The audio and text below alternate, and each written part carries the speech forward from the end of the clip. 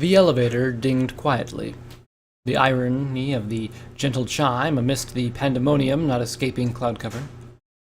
The lift was a brilliant white cloud, the cleanliness striking the filly as incredibly odd.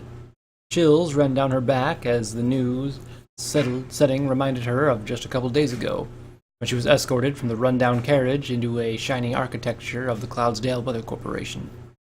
She ran a hoof along the flawless walls, hesitating above the open door button.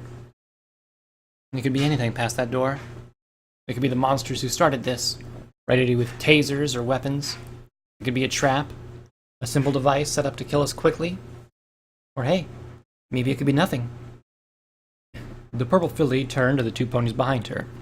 Absentia nodded, her face set in rigid determination.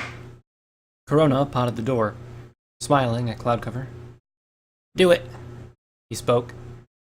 Gulping, she punched the button and stood back, bracing herself for whatever lay beyond. As the doors slid open with a slowly sigh of relief, she shivered. Ah, good. I was wondering when you'd show up. Who are your friends?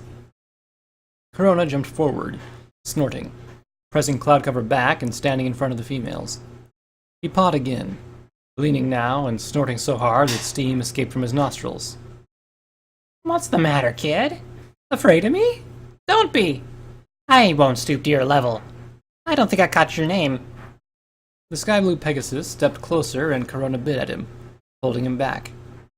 What do you want, Contrail? Gonna capture us and take all the glory, eh? That's what you told me about, right?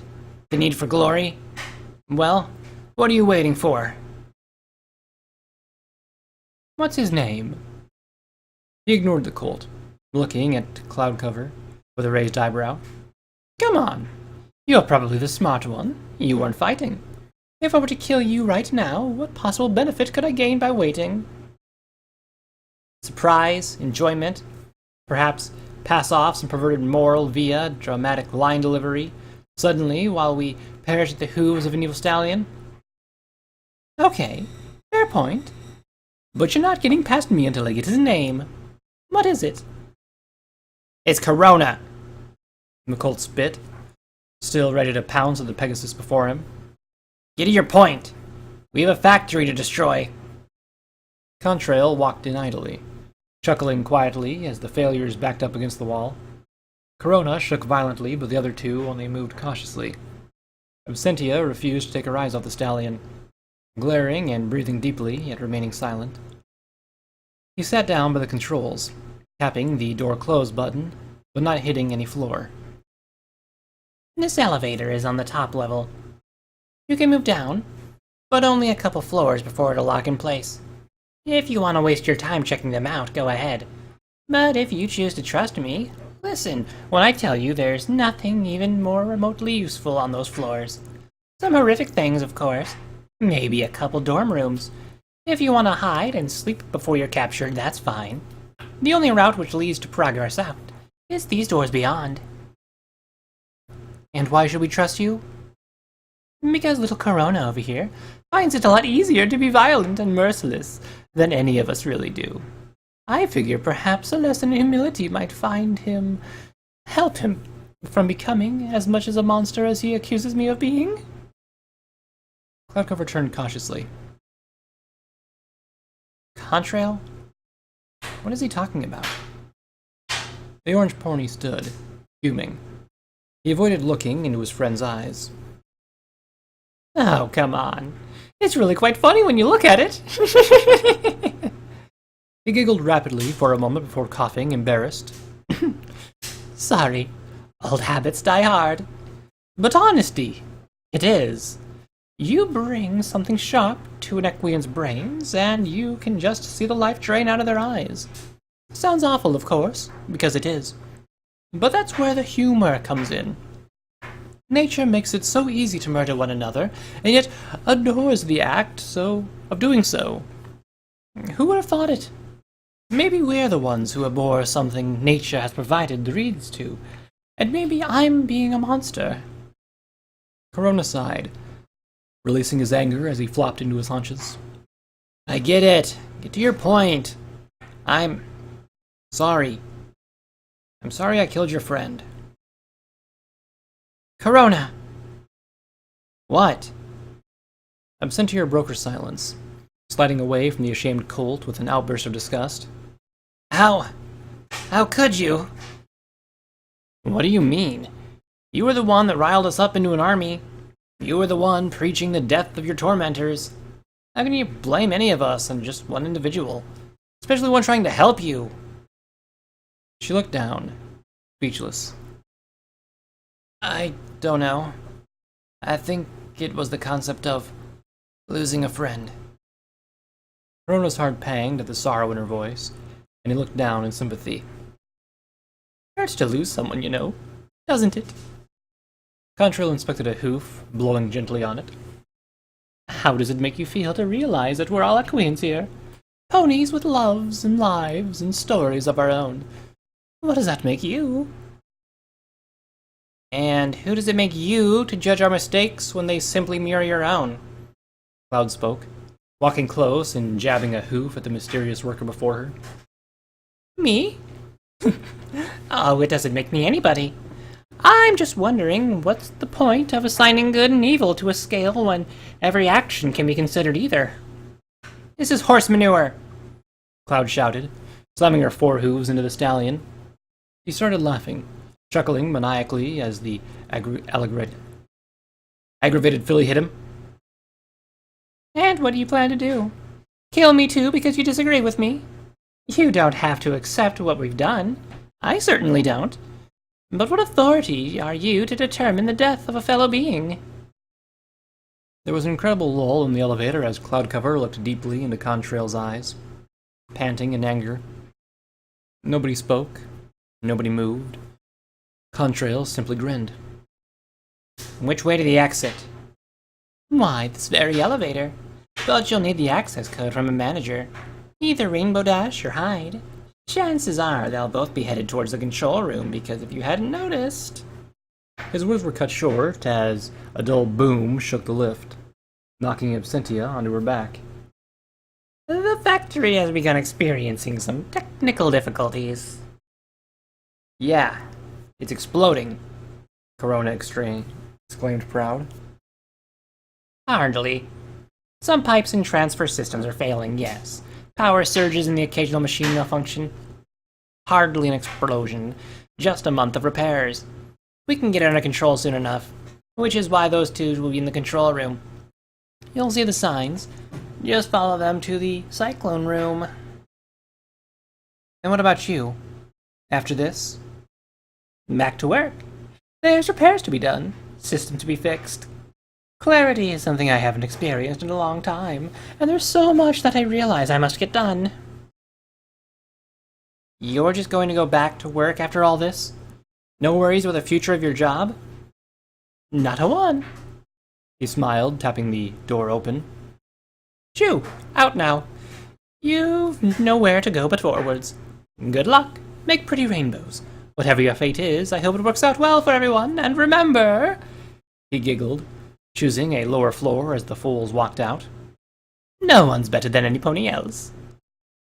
The door shut, and the three turned around to examine their surroundings.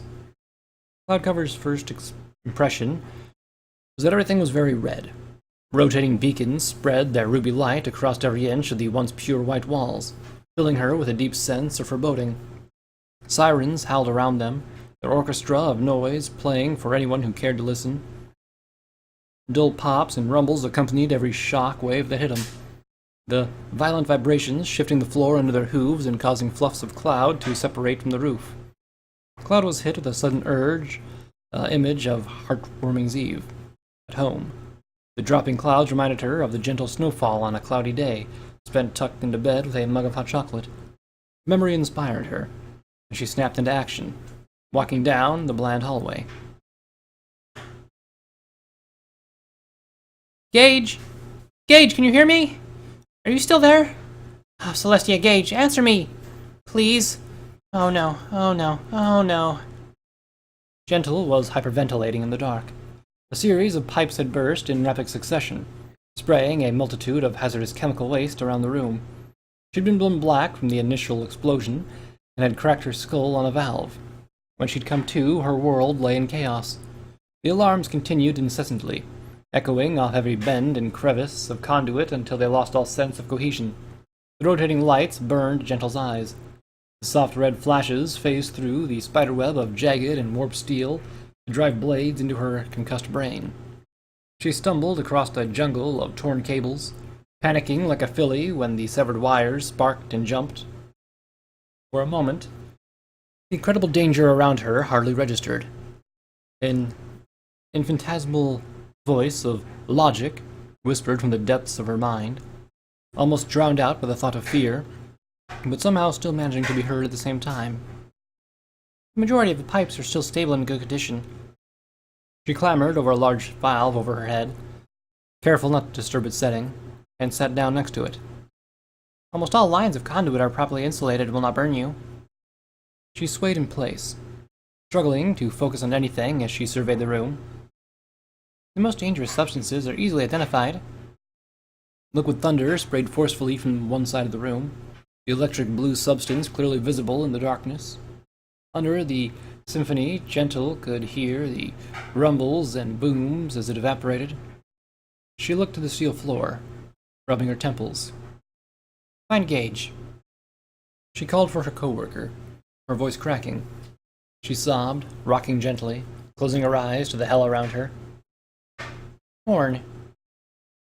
"Gentle?" Never mind. Gage? Celestia, you're okay. Where are you? I can't see you anywhere. Okay. Yeah. Sure. Come on. Where are you? I should ask the same thing. Look for a landmark and I can tell you how to get there from there.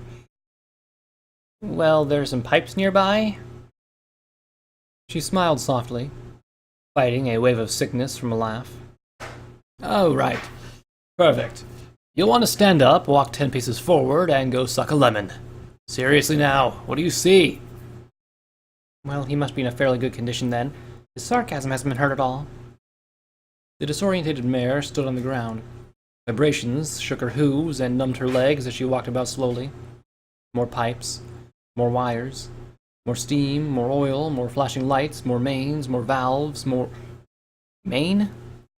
Glancing back, Gentle spotted a tuft of blonde hair sticking out of a massive scrap iron. She tugged gingerly on it, eliciting a yelp of pain from the carnage. "Sombra's beard! Watch what you're doing, you crazy mare!" Stop making weird insults and tell me what it's like in there. She spoke, ducking the shard of steel from another exploding pipe. I've got a feeling if we don't do something soon, things will get worse. I don't want to accidentally crush you or something. I don't know, I'm fairly comfortable. Gage! Okay, Celestia, calm down. Things aren't going to be as easy as we'd like. And you're going to need a clear head. The room jostled again, once again bringing the purple pony to her knees.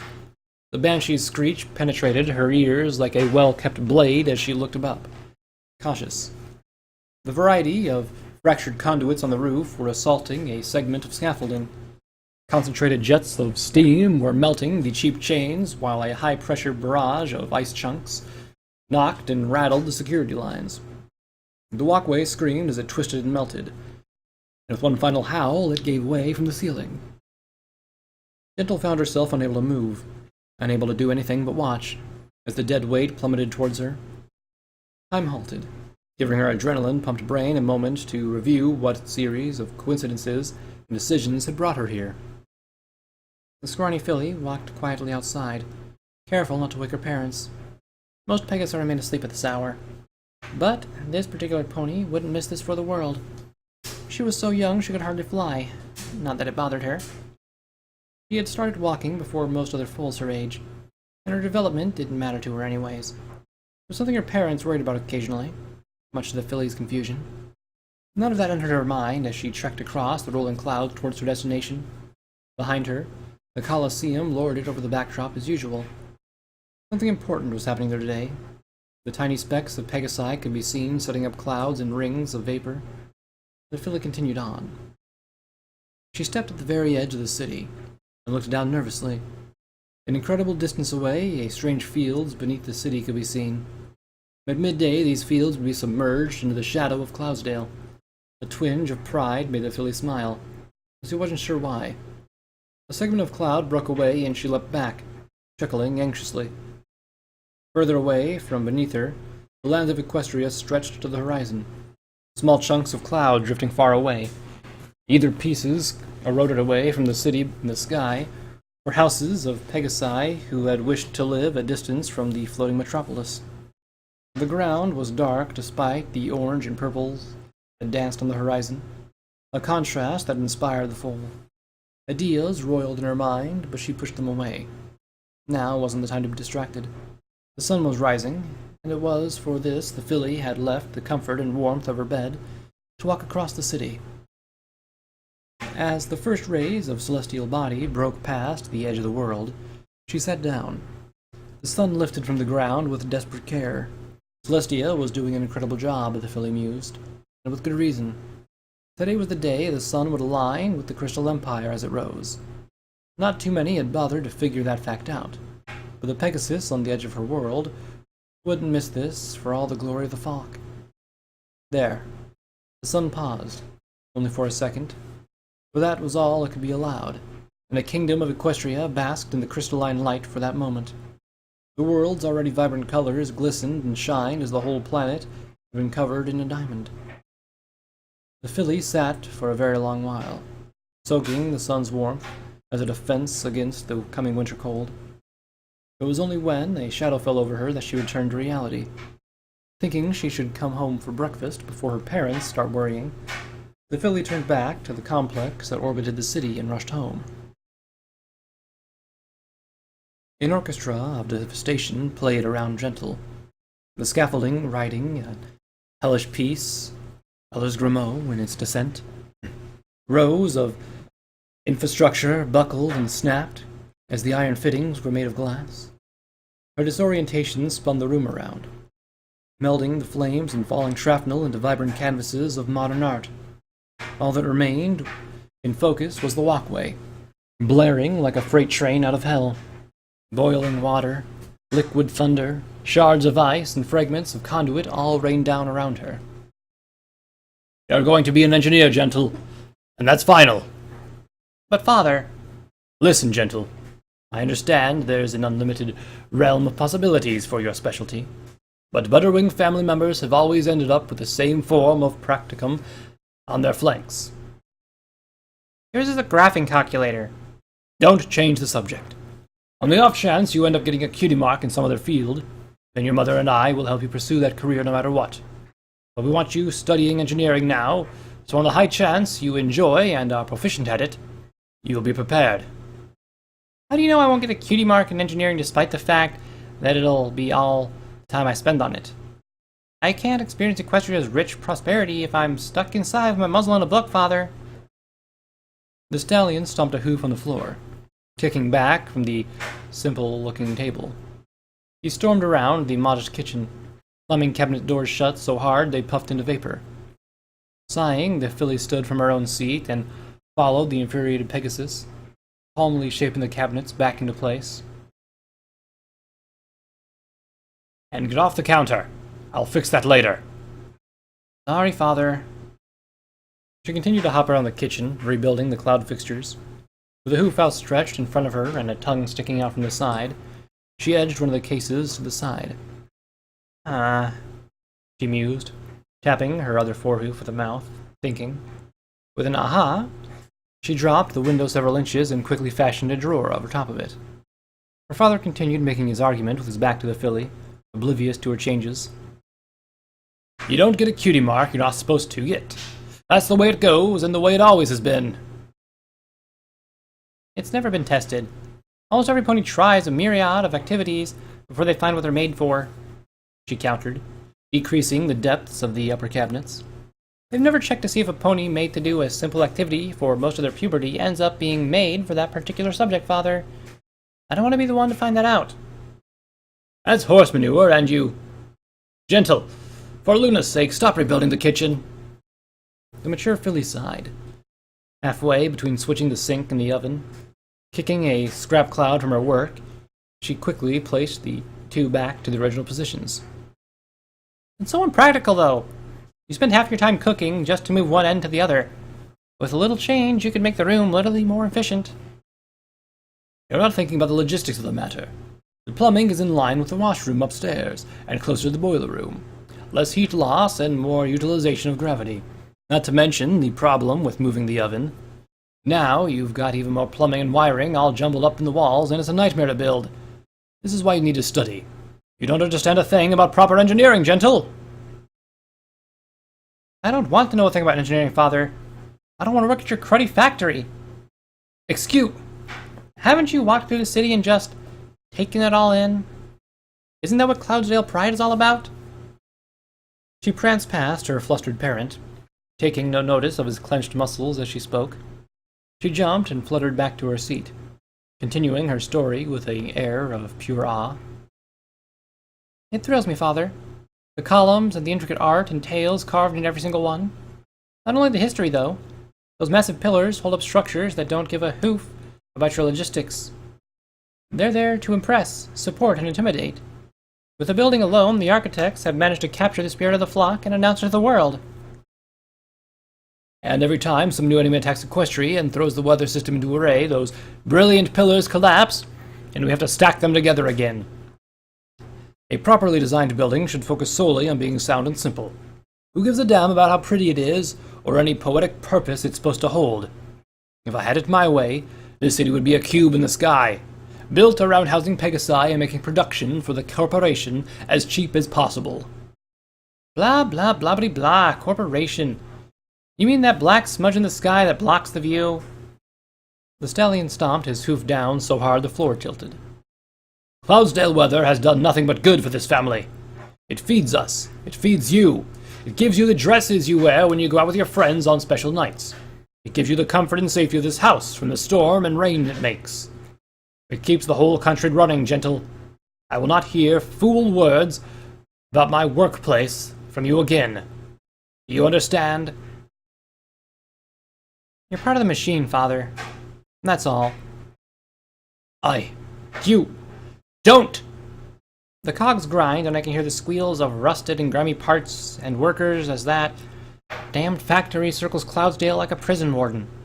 You become used to the rumbling industrialization, Father, and I won't stand to be part of it. I don't want to be just another nut and bolt in the system. Teenagers. He dismissed her. I'm still talking, Father. She stood up, unwavering as a blood vessel seemed to burst in the stallion's eye. How dare you speak? I've trotted around this city a million times. There's always more to see than your flocking corporation. I've seen foals playing and parents building and selling and educators teaching and learning the same time. I've seen the economy as it moves, from the crown to the corporation to the workers and artisans and the families. I don't care if the pay is minor compared to the factory employees. I refuse to sacrifice my freedom and creativity for just an extra few bits a month. The streets are paved with aurora, and you trot around with oil on your hooves. I want to create. I want to live. I want to be. She hopped into the air, wings aflutter with rage and rebellion. Without another word, she erupted out of the door, leaving her stuttering father to fume. Blasted child! Only focused on her imagination and not on surviving happily. He sighed slowly and turned towards the kitchen. A nice hard cider, I think. There's no changing that stubborn filly's mind. He reached towards a cabinet to grab a glass. He paused and found his hoof reaching the door perfectly, rather than smacking into it as usual. He slammed it shut, vaporizing it again. And yet here I am, Gentle muttered, completely forgetting about the mass of fluids and metal as it shrieked in agony towards her. She snapped out of her thoughts as the world around her crashed and shrieked in agony, and when she opened her eyes, she found that the scaffolding had landed on a stray I-beam, balancing precariously above her. Gentle! Are you still alive? Yes, I'm alive. Let's get you out of there before that stuff collapses again. How are you stuck? She asked, managing to slide through the pipes that had blocked her way. Any particular place you need a hand in getting unpinned? As she rounded a corner to face the stallion, she blanched. There was a 2-foot stretch of steel completely embedded in Gage's lower calf, one end bare and glistening with red, the other bolted to the steel plate he now lay upon, chuckling softly to himself. "I think the crystal generators are whooped," he said. How are you even capable of speaking? Gentle reached out to touch the pipe, and then Gage's leg, then the pipe again, before she placed a hoof down and simply blinked. "You'll have to undo that pipe there, on the steel, then carry me out. Luckily," he paused, rolling his head to the left and indicating with a shrug, "there's now a convenient hole towards that hallway not 10 feet away. I think—" He paused, eyes squinting with concentration as Gentle grabbed a wrench Gage had been using. As she started twisting the nuts, struggling not to glare at the gore of the ruined leg inches away from her, Gage continued. "Yeah, you're going to have to carry me. Shouldn't be too hard. At least it's not bleeding." I'm a little curious. Gentle mouthed around the wrench. As to how you're not uncontrollably in pain right now. You're broken. "It's because I've gone into shock." Gage collapsed then, right as the last nut popped off the sheeting. The stallion slumped forward onto the bent-over and unsuspecting mare, knocking the wind out of her. Her legs took under the effort, but she stood tall, and slowly trekked towards the absence of cloud wall her friend had just pointed to. There's no one here. Thank you, Corona, for your astounding observation. The 3 escapees stood just inside the control room, sheltering from the ungodly wind of the cyclone room beyond. One of the massive pipes had fractured from the explosions, and the area outside had become a hazardous cavern full of hail seeds spinning at deadly speeds. The safety railing was completely obliterated by the shrapnel, essentially turning the room into an incredible funnel leading to a series of uncontrolled fan blades. Cloudcover had been wary transversing the hallway into the control room. It was a perfect place for an angry management to quickly dispose of some troublesome failures, yet nothing had come of it. Corona's right, though. Absentia spoke softly.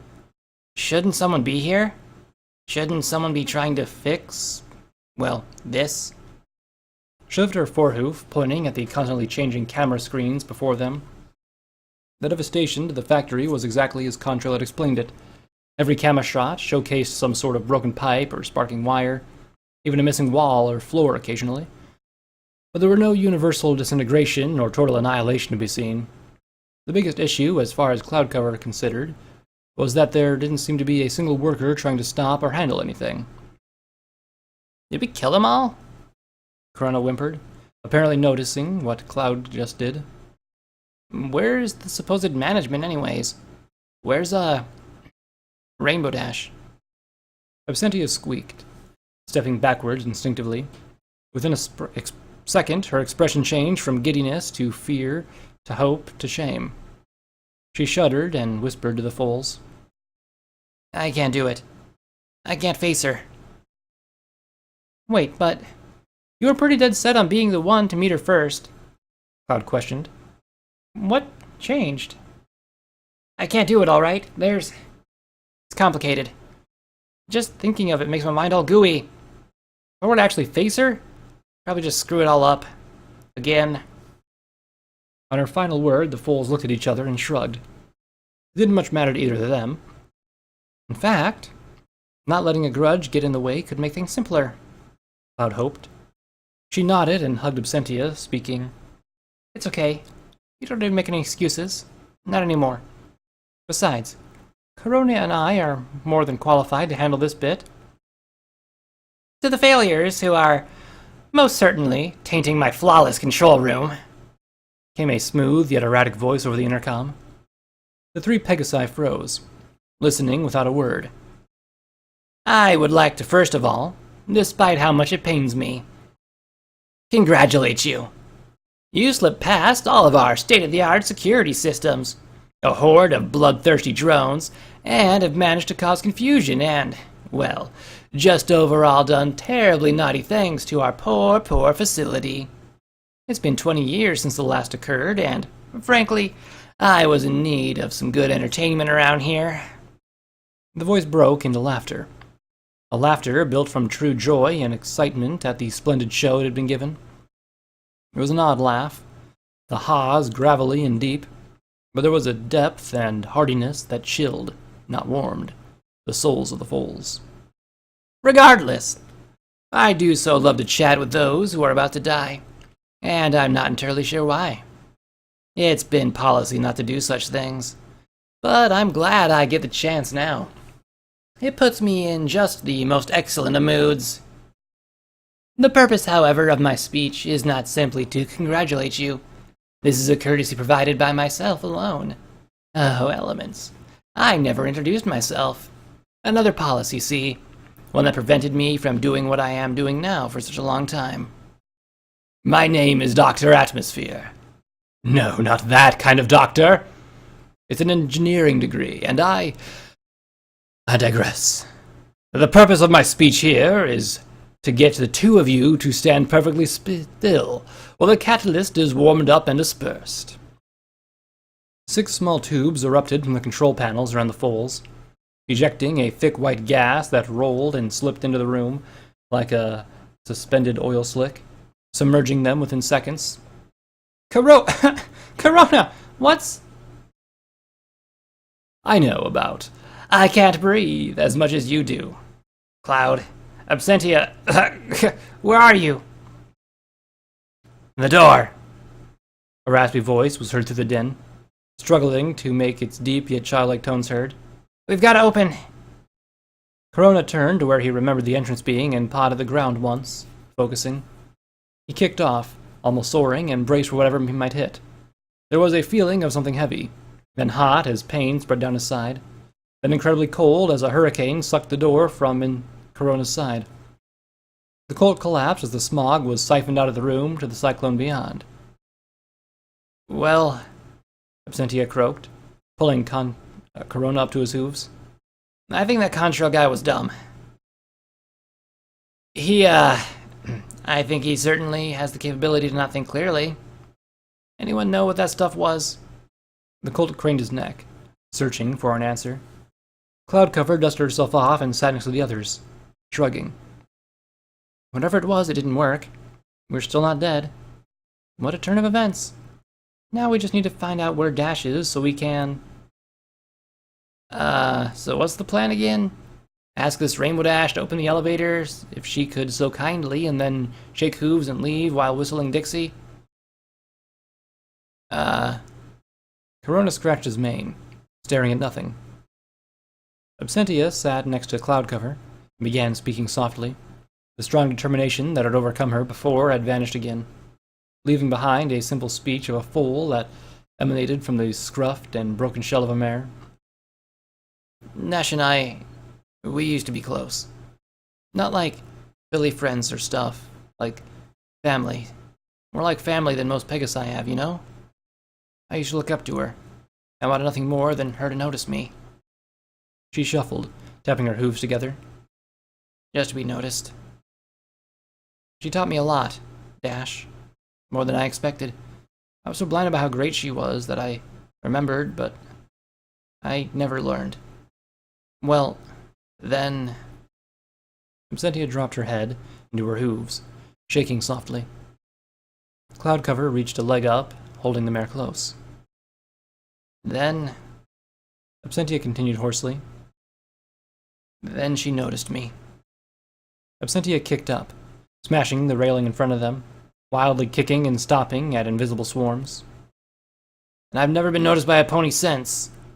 She turned around and smashed the wall before sliding to her haunches, sobbing. I devoted myself to her, and asked nothing but a glance in return. Loyalty is a false concept, a broken element. It can be switched, changed, challenged, and even used as an excuse to hurt the ones it's for. What's the loyalty for a fool like me to a goddess like Rainbow? What's a deity to those who don't believe? Absentia looked up to the filly with glistening eyes. Their eyes locked, and in that stare hope was born. I can't help it, though. It hurts too much, Cloud. I don't want to be noticed by Rainbow. Not ever. Ever again. And if two strong, intelligent foals can't stand up to her, what can a broken mare do? Give us reason, Absentia. Before you, there was no reason to get out of here. We could leave this hell to a purgatory.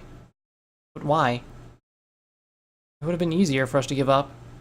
And then there you were, stripped of all dignity and meaning. Yet there all the same. You were trapped in your own purgatory. And from there, you can only rise, Absentia.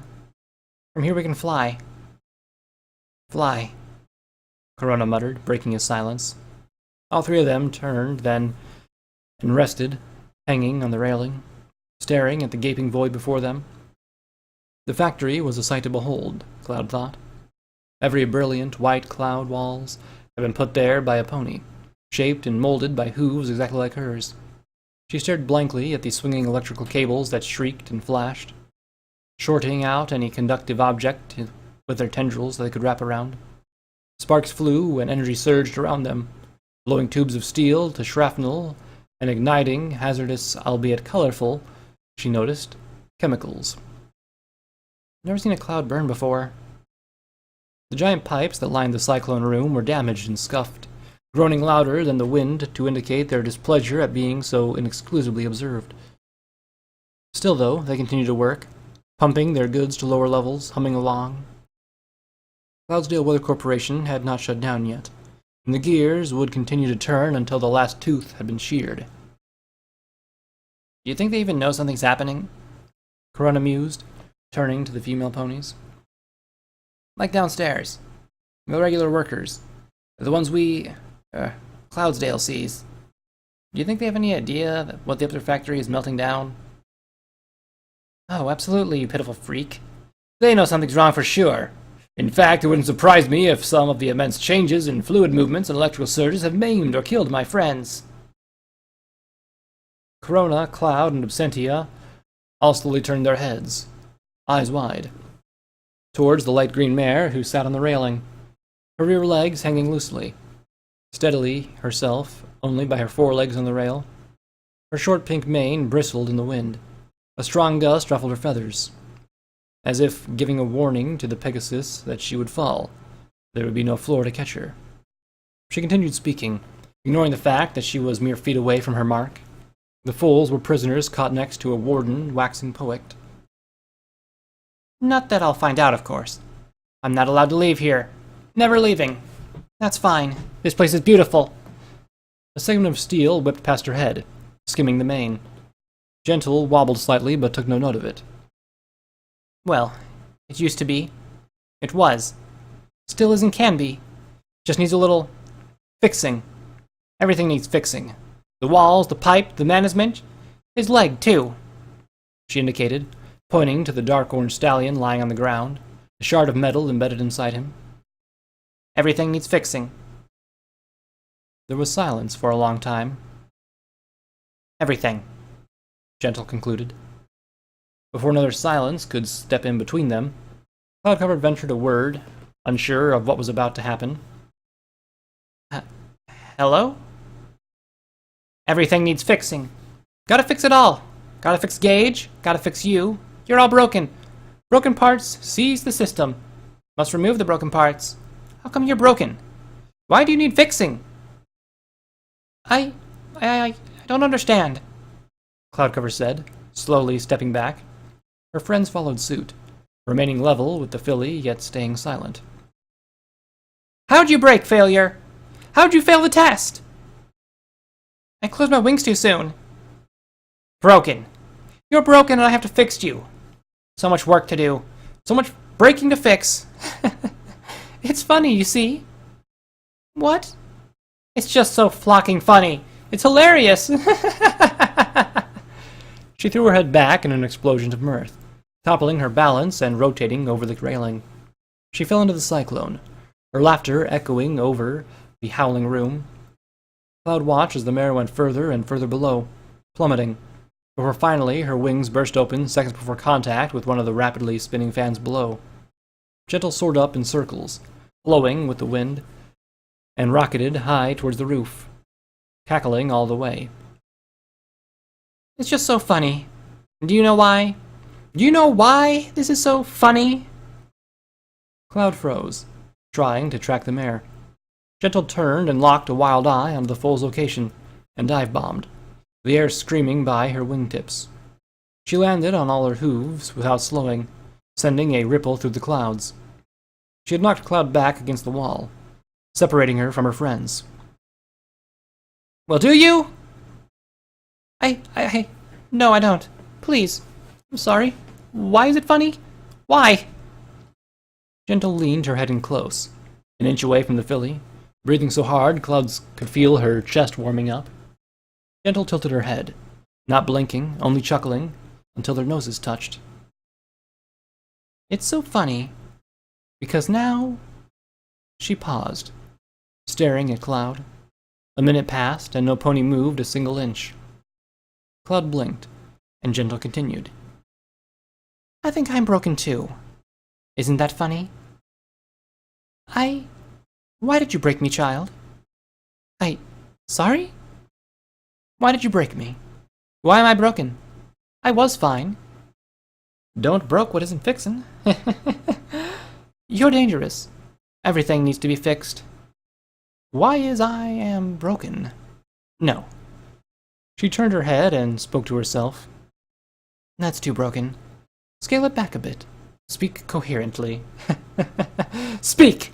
Broken. Fix. Broken. Fix. Broken. Fix. Broken. Gentle repeated those two words incessantly, fixated on them, breaking the combo only with various bursts of laughter before diving right back into her pattern. Absentia reached out to Cloudcover and ever so gently tugged her aside, urging her to move. The light purple Pegasus slid out from under the green mare, eliciting absolutely no change to her. Freed from the pony, they started backing out of the room, unable to turn their eyes from the sight of the grown mare assuming a perfectly fine wall of being broken. As they finally turned from Gentle, Corona gasped. Let go! They had started to pass the orange stallion who, upon the colt's outburst, they realized was very much alive. His hoof had limply connected with Corona's leg, and he coughed. Why? He croaked, his voice dry and pained. Why hurt? I have had enough of this conversation today, Corona thought, looking to Cloud to answer the stallion. Why hurt? The question came again. Cloudcover stepped gingerly around Gage and brought her face down level with his. He was panting, the light draining from his eyes, and he asked one more time. Why hurt? Cloudcover repeated. There was no bitterness in her voice. This was no triumphant victory. The stallion had only done what he thought was right, hadn't he? And now he, like all the failures that he had dealt with, lay confused and in pain. All he needs is perspective, she reasoned. Why hurt? She asked again, looking Gage in the eyes. Gage sighed, dropping his head, letting go of all the tension with an exhale. Pain had been the final straw to him. There was nothing he could do anymore.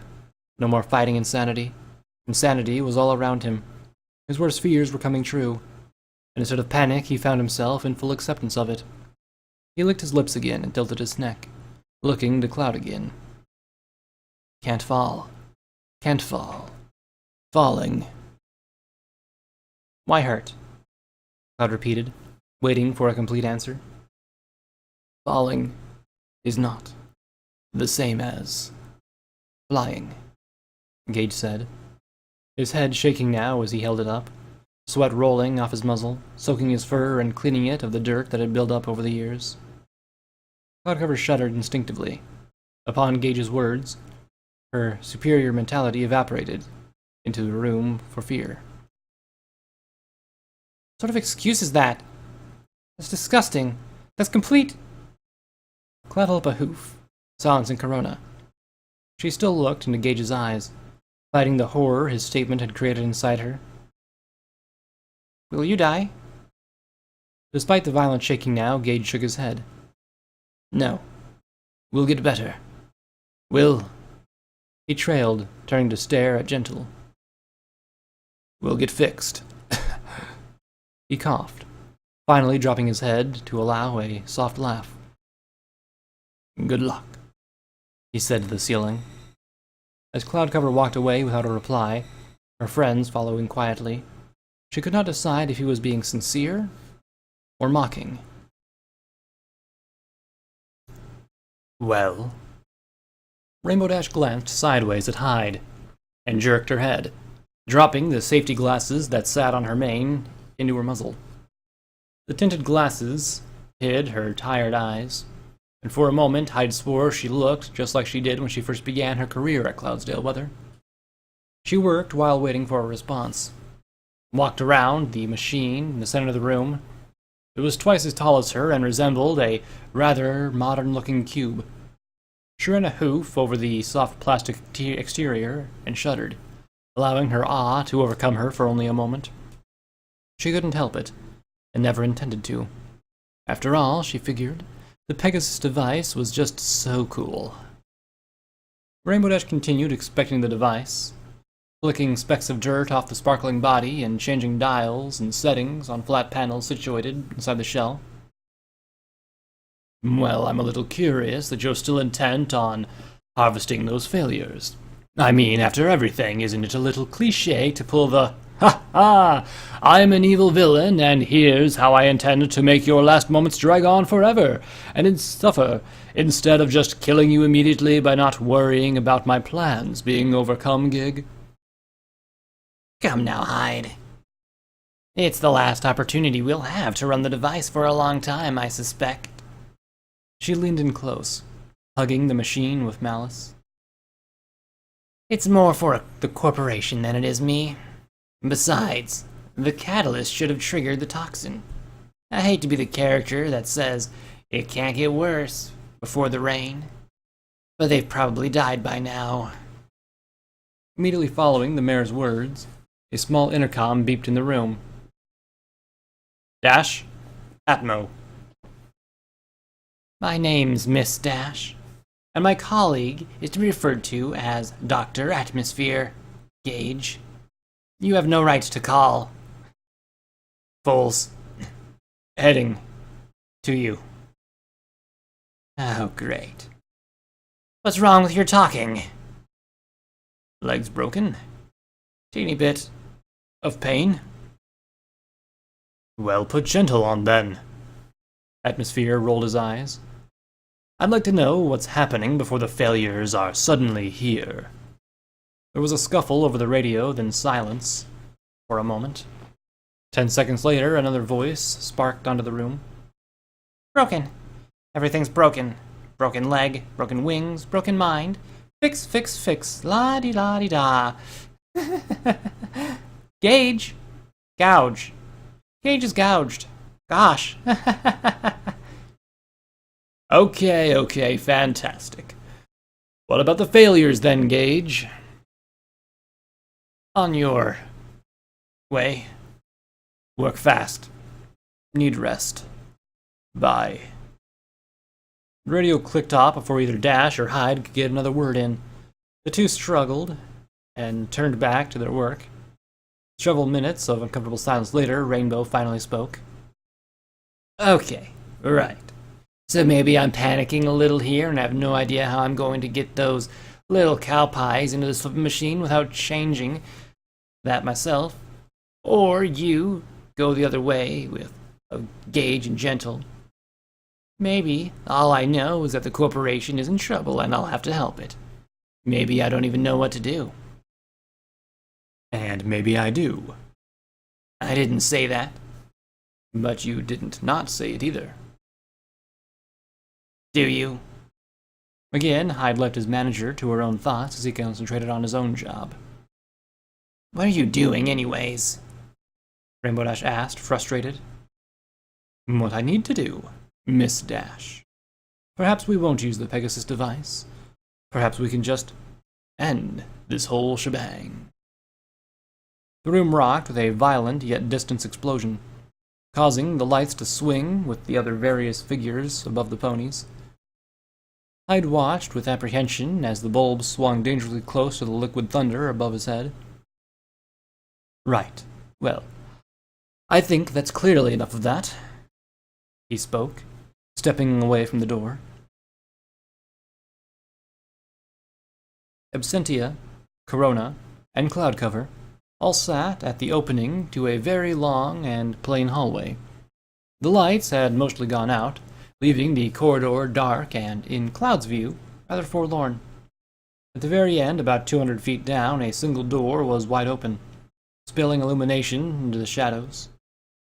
"You've got to be kidding me," Corona said, running a tired hoof through his mane. "Who do they think we are? A bunch of tired foals who have no other place to go," Absentia said, more towards no one in particular than Contrail.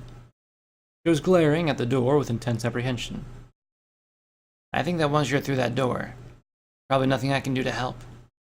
I'll stick behind and watch, and if there's anything that'll help you, I'll try and do it." Cloud nodded and stretched her wings. "So, Cloud, seeing as there's no way to surprise them by going in there, if there's any sort of fashion we could bumble in, maybe be so silly it surprises them?" "Doesn't look like it. We've got a door, and then fate behind it. We could jump in, dress up as clowns, and it wouldn't make much of a difference, I suspect." She grimaced.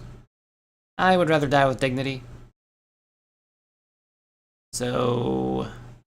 Corona scrunched his muzzle up, thinking. "How do we plan on taking these guys anyway?" "Shove them into that rainbow device? Basically, they'll probably have it set up to work as soon as we get there. Failing that, knock them out, then drag them to the elevator and make them let us go." "Got it. Freak out and hope someone doesn't let us die in the process." "Pretty much." "If it makes you feel better," Absentia muttered. "my first escape plan involved multiple failures trying to perform the same actions with the flight test we couldn't pass in the first place." Cloudcover turned really shocked. "Really?" "It almost worked, too. So anything better than that might actually stand a chance." "Well, here we go, then." Corona and Cloudcover started forward, keeping a steady pace towards the door. The distance was short, but agonizing. At the threshold, they stopped, took one last look at the hopeful Absentia, and stepped through. Suddenly, they were still alive. The room was fairly plain, boasting only a large machine in the middle and several other miscellaneous objects, such as containers and other computers and instruments that must have been used with it. Aside from the contraptions, a single run of scaffolding ran high above the door. It met with a row of large pipes, all shaking unnaturally as the infrastructure of Cloudsdale Weather struggled to maintain functionality. "Okay, so much for the climactic fight," Corona spoke. "Why fight? Well, we can just end this right now." Rainbow Dash burst up from behind the Pegasus device, spinning expertly as she soared over the folds and landed heavily onto the scaffolding. She walked slowly along the shaking platform, continuing to talk. "Frankly, I'm a little shocked that you see this as some sort of fight, you know? Where's your sense of harmony?" Cloudcover scowled at the mare. "What do you even know about harmony?" Rainbow Dash continued to walk along the grating with determination, the filly just part of the background to her. "I know harmony is seeking compromise, laughing at what scares you, putting yourself before others, and never giving up on what matters to you. We compromise with the ponies of Equestria, providing everyone's means to live while culling our own kind. We laugh at the darkness in these halls. We volunteered ourselves to deal with the grief and pain in order to keep the weather running, and to keep Cloudsdale from being a mockery to our great race. And we have never, ever given up on those goals. What have you done?" Cloud said nothing while Corona slowly paced, constantly keeping view of Rainbow Dash. "You immediately decided to destroy the one facility in the country that would leave the planet to rot in its absence. You screamed and ran, and now blindly claw at what you're afraid of. Instead of allowing yourself to die for the good of the world, you demand that you get to stay alive, even if it means that the plants die and the rivers dry up. Tell me, failures, What do you know of harmony? Your entitlement kills me. Truly. Isn't there a better way, then? Corona had spoken. Shocking Cloud. What is he doing? A better way to make rainbows? To keep the weather going? Without torturing us? A humane process to keep the skies flowing well? Why all the pain? Why the living hell? Oh, well, I suppose that's a fair question, Dash allowed, reaching the end of the scaffolding. She lifted her hooves into a large valve, letting them sit for a moment. Finally, she turned and addressed the foals, sending shivers down Cloud's spine as their eyes locked. It's really a matter of efficiency. No offense. She craned her hooves to the side, opening the valve completely. The rows of pipes over the room all started springing leaks, violently spraying liquid thunder around the room. Cloudcover dived for cover, hiding in the only covered spot she could see, while Corona propelled himself upwards to the ceiling, hovering away from the dangerous chemical. Well, it's nice that one of you is capable of thinking smartly, a new voice announced, its deep tone gravelly and condescending. Cloud turned to its source before a hoof connected with her skull, knocking her to the clouds while stars assaulted her brain. She struggled to jump back to her hooves, but a thick, dark red leg slammed into her wing, pinning her to the ground. Struggle all you want, Dr. Atmosphere continued. I'm well experienced in containing rogue resources. He erupted into laughter, grinding his hoof into Cloud's feathers. She tried not to whimper as her primaries were slowly pulled from her wing, but instead simply shook with pain. Cloud! Rainbow Dash smiled and took off, kicking the valve closed with the air of practiced style. She bent her rear legs against the massive central pipe and extended, rocketing forwards. At the last second, she spun around, cracking Corona's skull before he knew what to do. The Colt dropped to the Cloud floor, spitting up white, puffy bits with his impact. I told you, Atmosphere spoke with a length of rope, tying Cloudcover's legs together, that this would be simple. Good old liquid thunder. Yeah, well, I was lucky. I still get to use them in the device. Good old survival instincts. She chuckled at her echo, dragging the unconscious Colt towards the device. Absentia mewled by the door, watching her friends fail so quickly. I ignored my last friends. Then I lost them. They didn't know I cared for them. But now I'm losing my new friends, but Dash is there. She's so cool. Stop it! No! No, she's not. She's nothing like cool. The mare looked at the series of valves above her. She knew that liquid thunder did. She had heard of it, heard of others who had fell by its lethal power. She could use it, but gain nothing. Her friends would fall with her enemies. Her wings were so weak and sore, she could fly, but not very well. She wanted to fly. Flying was good. Absentia smiled before she remembered what she was doing. Perhaps she could fly and knock Rainbow into the machine. No, she'd fumble, the downbeat, and throw her friend in instead. Maybe if she'd held Atmosphere hostage, he'd overpower her. She couldn't hurt her foes without hurting her friends. Did she have to hurt her foes? She looked back to the valve. She really wanted to fly. She really wanted to fly. Everybody wins, Rainbow Dash announced with pride, hefting Corona onto the conveyor belt. The orange pony groaned, stirring, but Dash ignored him and walked towards the controls. Atmosphere grinned and stood next to her, helping her do the final setup before the device could run. Rainbow Dash! Huh? Dash turned in shock, staring at the strange mare standing on the scaffolding, her rose eyes connecting with the dusty purple ones of the stranger, and her heart stopped. You let my friends go, or I'll open this valve. Dash couldn't speak. She could only look in stunned silence, her body quivering. Eventually, Dr. Atmosphere stepped forward, chuckling nervously. Now you won't do that.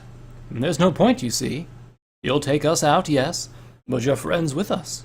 And without Dash or myself," he continued, gaining confidence, "you'll never be able to get out of this facility. So, what now, you foolish filly? What could you possibly hope to do?" Absentia ignored Hyde, still looking into Rainbow's eyes. She had a future once. Cloudcover had tried to explain that once they were out, Absentia too could have a future of her own. "I don't care about a future," she figured. "I just want to fly." "I killed you! You're dead!" Rainbow broke her bewilderment, shouting. "This is all too familiar," She nagged her mind, the thought incessantly bugging her but never sinking in. A migraine instantly flared into her head, throbbing as she tried to understand. "I killed the failure that let me down. I know it. I remember it so clearly. How can you be alive?" "I'm not the failure, Rainbow Dash." Absentia placed her hooves on a higher valve, speaking louder than she had done in 20 years. "I'm not the one who let you down. I'm your sister, Dash." "Sister?" "Rainbow, don't listen to her. She's just a crazy mare." "Shut up, Hyde. Shut up with your cool voice. You can't handle every situation. You don't know. I'm tired of your constant attempts to wrestle control of this facility from me. I swore I'd protect Cloudsdale Weather. It's all I have. Only the CWC and my sister." She looked up to Absentia with tears in her eyes. "My beautiful little sister." "I'm not your sister." What?" "I'm not your sister. I'm the failure that let you down." But you just said..." "Rainbow Dash, I'm two ponies." Rainbow punched the ground and then bucked, roaring mad. "Well then, who are you?" "I'm the failure that you wanted to kill, and your sister that you could never harm. And I'm here to take both of these away from you." Absentia opened the valve and closed her eyes, feeling time come to a complete stop. The pipe above her yielded instantly, dropping its entire payload of liquid thunder onto the mare. She felt electricity surge through her body, a buzzing fire that burned along with every single lead of nerve and tissue in her body. Her brain seemed to boil, her hooves seemed to vibrate, and her muscles danced and gyrated to the symphony sent by the chemicals, all in a fraction of a millisecond. She had just enough time to spread her wings before all control of her body was lost, and she fell backwards over the railing. Rainbow Dash dove for her, but grief seemed to glue her to the clouds. She landed a foot short, sliding and pushing up the floor in front of her, and watching as Absentia's tail vanished through the ground before her. Absentia had never been happier. Her wings sliced through the air, rigid now as wind stripped dirt and grime from her bright orange fur. Her primaries and secondaries were numb, but she could still feel the slightest tingles of intense pleasure that they were trying to report. She shivered, not from the cold, but from the extraordinary feeling of soaring through the air, a right she had not been granted since she was the smallest of fillies. "This isn't so bad," she figured. "After all, falling's just the same as flying, right?" And the question would never be answered. "Toodaloo," Rainbow whispered to the ground. She felt a vibration and looked over, seeing Dr. Atmosphere stand high above her. He looked down on her with sorrow. There was no malice, no show of accomplishment or smugness, simply pity. "Hyde. I don't..." "Enough ponies have died for the sake of this facility, Rainbow. That was one too many. Don't you agree? Can't you see it now? The pain that death causes? The pain we no longer need to utilize to work?" "Hyde." "I'm tired, Rainbow. I'm very tired. But now we can improve our equipment with test tubes procedures. We can change the world. And then..." He paused, filling his demeanor with pride. "We can rule it." Rainbow slowly began comprehending her reality. "It makes sense. But why?" Why now? You're taking advantage of this mess. Now? She paused, hearing yet another far-off crash, listening as metal ground upon metal, and the millions of pipes around groaned of complaint, of yet another change. My facility. My poor, poor corporation. You did this, Hyde. I simply allowed the technology to fail, Dash. This technology was state-of-the-art. Her rebuttal was cut short as Hyde brought his foreleg forward to a snap, knocking her out. He stood there for a long time, breathing deeply over the limp body of his manager. He would catch hell for this later, but the reprimand would be worth it. She would keep him, of course. He was the only one who could guide the corporation into its new era. In the era of the Pegasi, he thought, testing the phrase in his mind. Hyde finally took a moment to relax, ignoring the chaos before him. His chaos, his artwork. Discord couldn't hold a candle to him. And then he heard the sob. The two foals had shuffled off a conveyor belt and were shivering behind it. Hyde walked around, quizzically. Don't worry, he cooed, slowly untying the filly first. Although I might understand why you might, I am also going to ask you to refrain from knocking me unconscious. You are both free to go. Cloudcover rubbed her hooves, stepping back from the stallion. Yeah, right.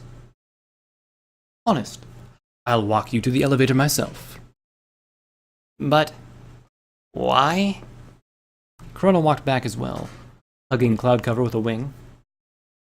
Because you've accomplished everything I needed you to, and put on a Tartarus of a show while you're at it.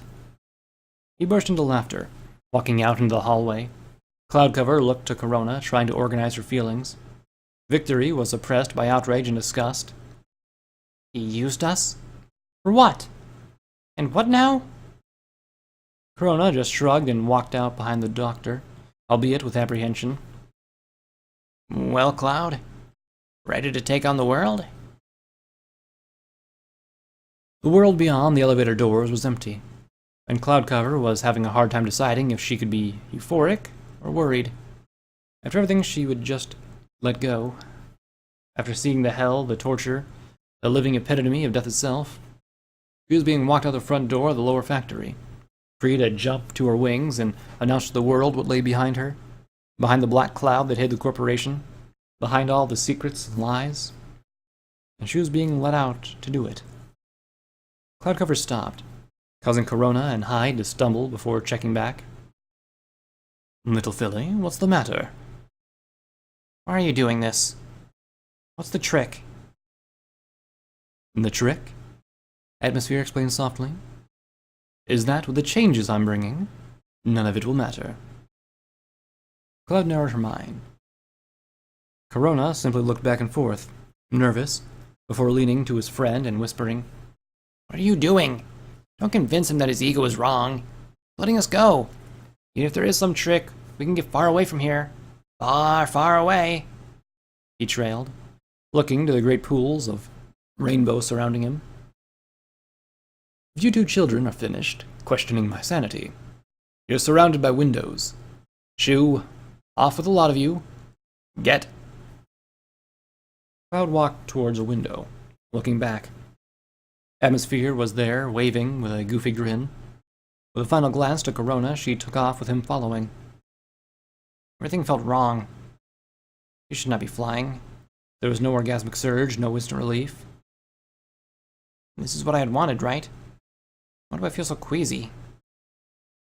You okay, Cloud? And where is everyone anyways? Why is the industrial complex so deserted? I think I see a bunch of ponies near the town square, and a lot in the shopping complex. Something must be happening. Cloud looked about. The city hall was surrounded by Pegasi and news ponies. It was not uncommon for the entire town to gather around the mayor for minor reasons. Cloudsdale was very communal, and an announcement that the Cloud alleyways would be resurfaced would have been enough of a draw for a crowd that large. Let's go to the shops. There are fewer ponies there, and we can probably sneak up to a television. Besides, you'll have a much better chance of getting word out amongst a smaller crowd. All right, Corona said, tilting left and soaring out of Cloud's vision incredibly fast. Within a minute, he had landed by the group, several seconds before Cloud. She came in hot, already shouting before she could touch down. Everyone listen! Something horrible is going on to Cloudsdale Weather Corp. They're doing awful things, and we... Yes, you little filly, shush up. We're trying to listen. Yeah, hold your muzzle, kid, I can't hear. Cloudcover reeled. But it's not a joke, they're... A set of shushes silenced her, causing her confusion to triple. Loud? Corona croaked, his voice seemingly caught in his throat. You need to look at this. She walked next to the orange colt and watched the television set in the window he had indicated. On it, a formally dressed mare was reading notes, struggling to keep a neutral tone over her obvious distress. Canterlot officials have not yet released anything concrete, stating only the discussion on reparations will be top priority. In the meantime, CWKN News will be returning to the press release from Cloudsdale Weather earlier this morning. The image switched to Dr. Atmosphere, causing the foals to jump back in alarm. He did not seem as tired nor as dirty as when they had left him. The background was clean white wall, void of any shaking or leaking pipes and wires. I am sure that it will come as an immense shock to the citizens of Cloudsdale and the Kingdom of Equestria. Never did we intend to keep such dangerous and dark secrets, only to do as our ancestors did before us. The horrors I have described earlier in this segment are not overplayed or exaggerated, and the corporations understands that there is no valid excuse for our actions, nor will there ever be. We hope, however, that our consistent and never-ending drive to beat the limitations, to create new technological decades ahead of the medieval and torturous machines that we have had as a last resort, will act as some sense of atonement for the terrible misdeeds we've done. While this press release comes first and foremost as an honest announcement that our ponies deserve to know, it could not be expected of us to disregard any attempt at defense. Our forefathers, and those before them, knew that the weather must always work, must always grind in the metaphorical sense, must never, ever slip, or the world as we know it would be destroyed. The only way they, could guarantee Equestria's continued survival would be to harvest the component spectra from living specimens.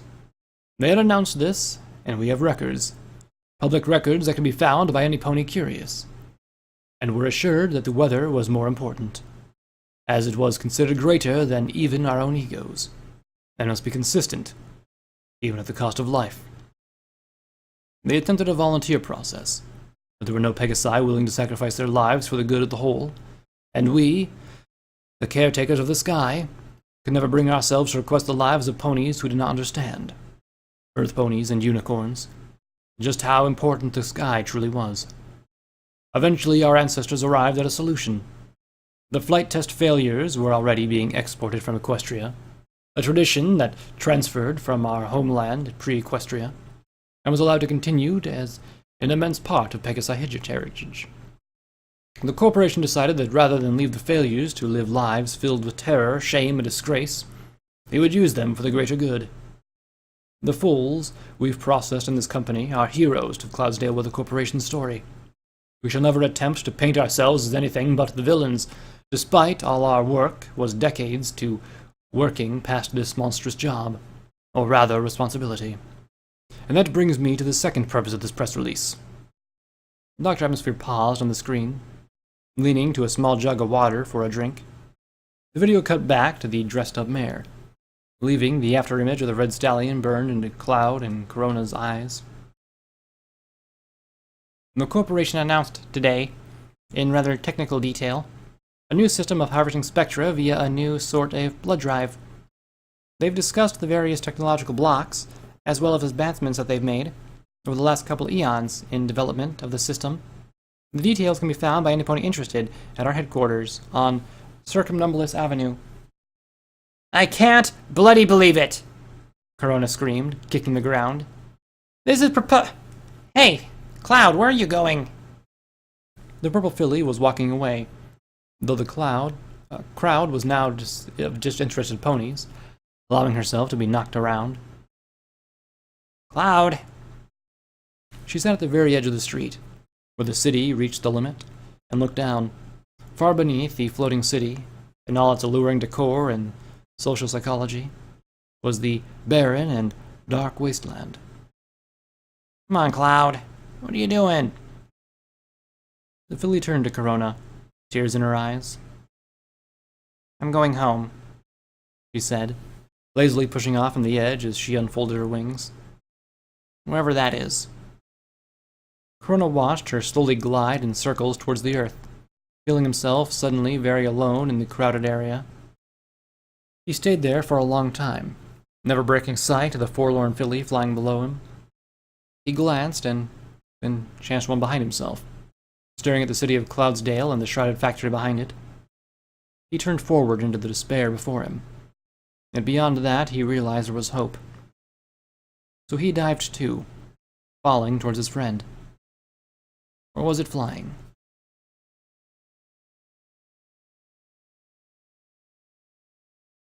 Ah! Cloudcover scrambled out of her bed, ripping apart her sheets as she tumbled to the floor, still screaming and panting. She rested against the wall, hearing her heart pound as she held herself close until the images went away. Another nightmare? Corona asked, lifting his head from his own bed to see his friend. Cloudcover just nodded, sobbing quietly. Corona slipped out of his own covers slowly, stretching the tiredness from his muscles. He slumped on the floor next to Cloud, allowing her to wrap her hooves around his body to remind her that they were still alive. His head lolled back as her shaking slowed, and soon they were both asleep once again.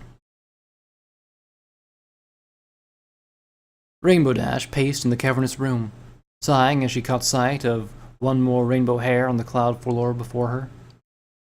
The royal inspection had gone as roughly as she and Hyde expected it would. Most of their technology was removed or destroyed, after an incredible detailed history had been explained directly to the princesses themselves.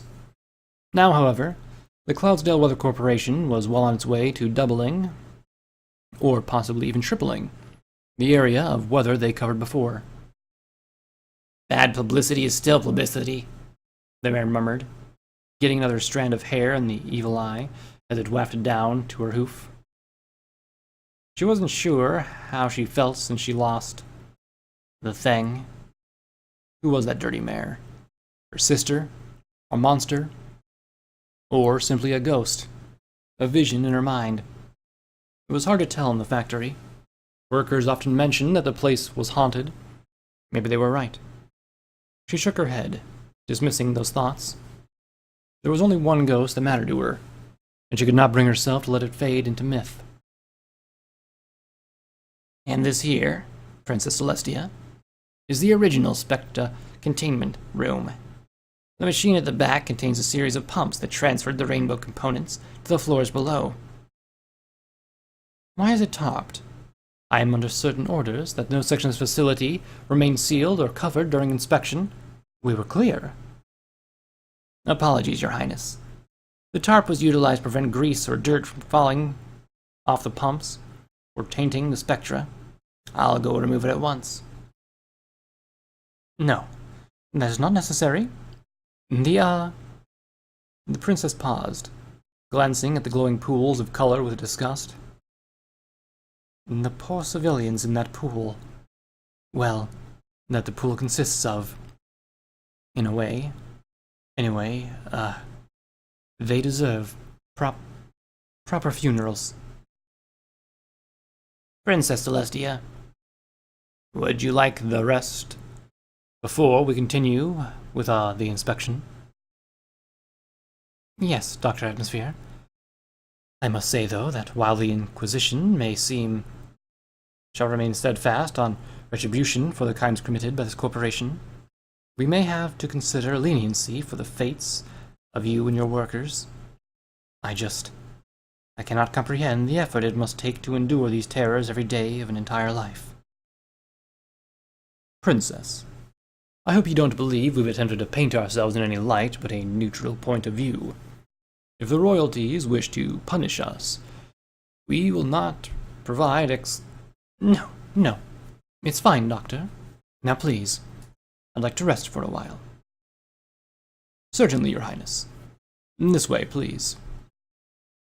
The memory made Rainbow Dash smile.